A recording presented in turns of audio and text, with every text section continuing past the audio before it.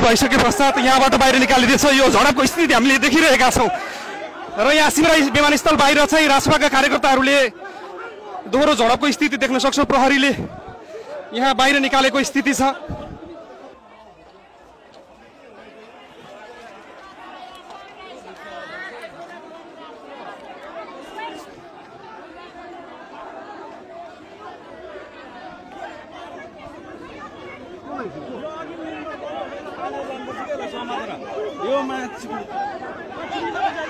दर्शकवृन्द, यो दृश्य हामीले देखिरहेका छौँ सिमरा विमानस्थल बाहिर।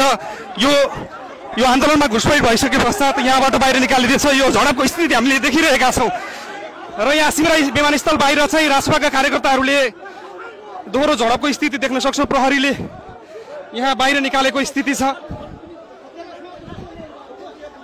रासपाको यो आन्दोलनमा चाहिँ घुसपैठ भएको भन्दै रासपाका नेता कार्यकर्ताहरूले उनीमाथि बल पनि प्रयोग गरेका छन्। यो दृश्य हामीले मेरो लङ्गोटे साथी पहिलेदेखि हामी साथी काठमाडौँसँगै गएको एउटै पार्टीमा काम गरेको अरू आएर तैँले किन सोधिस् मैले उसँग नसोधेको म कुरो सोध्छु। तपाईँले के सोध्नु भएको? के पनि सोधेको होइन। उसले के भने आफै ल कडा कडा जवाब सवाल गरौँ हामी युट्युबमा हाल्नु ल भन्यो। मैले ठिक छ युट्युबमा हाल्छु भने कडा कडा सुन मैले भने छविला जोशीलाई 60 दिनदेखि समातिरहेको छ। ठिक छ नि अब होइन म कस्तो भन्दाखेरि युट्युब र फेसबुक हाल्ने तपाईँ साथी भाइहरूको आफ्नो ठाउँ कुरो मात्र हाल्ने हो। चन्दन त मेरो साथी हो पहिलेदेखिको। हामी सहमतिमै कुरो गरेको ल कडा कडा छोड्नु होला।